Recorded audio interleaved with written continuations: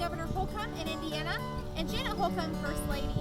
They took me on a tour of their governor's mansion and showed me the beehive, which has been there since Karen Pence was First Lady back last term. They've had a beehive there since then, and their garden has been flourishing. They have giant pumpkins that weigh up to 500, 600 pounds, and they have a couple chickens all named after flowers. So their garden has been flourishing ever since they got honeybees.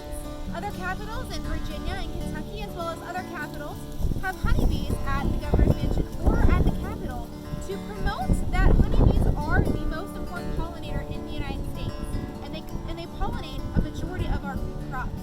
Even the White House has a honeybee hive at the Resident. In March 2009, Michelle Obama put the first beehive at the White House garden. Stay tuned for the next Coast to Coast Honey